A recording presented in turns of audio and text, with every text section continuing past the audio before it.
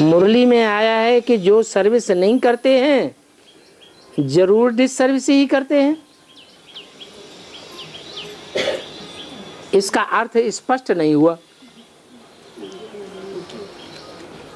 अरे सर्विस किसकी करनी है? हैं? सर्विस किसकी करनी है? गवर्नमेंट, भ्रष्टाचारी गवर्नमेंट की सर्विस करनी है या विदेशियों की सर्विस करनी है? किसकी सेवा करनी है? अरे आत्मा की सेवा करनी है, ईश्वरीय सेवा करनी है। किसकी सेवा करनी है? जिसकी सेवा करनी होती है उसके डायरेक्शन पर चलना पड़ता है। तो हम किसकी सेवा में हैं? ईश्वर की सेवा में हैं। तो जैसी ईश्वर की मत, जैसी श्रीमत मिले उसी अनुसार हमको चलना है। उसी अनुसार चलते हैं तो सर्विस है। अगर उसके विपरीत माना डिस सर्विस है।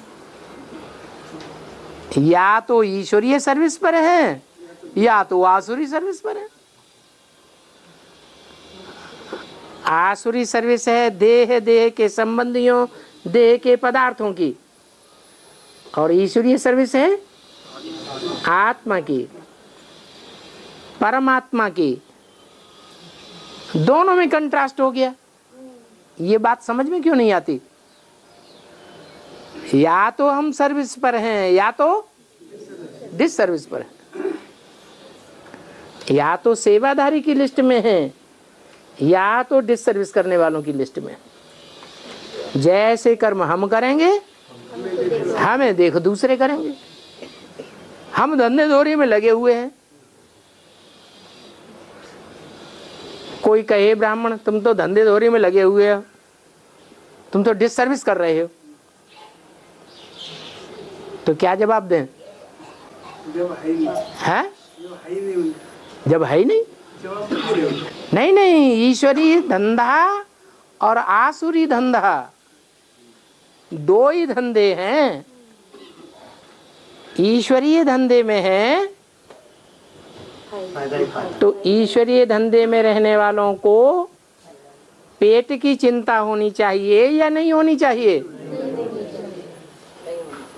और जिनको पेट की चिंता है, चाहे अपना पेट, चाहे पत्नी का पेट, चाहे बाल बच्चों का पेट, उसकी चिंता है। इससे साबित होता है कि लौकिक धंधे में लगेंगे या ईश्वरीय धंधे में लगेंगे? लौकिक धंधे में लगेंगे। आज की मुरली में भी क्या आया है? लौकिक धंधा धोरी दुनिया में खत्म होनी है या बढ़ती रहेगी? वैसे भी देखा जाए तो सच्चाई से लौकिक धंधे चल रहे हैं या टूट रहे हैं?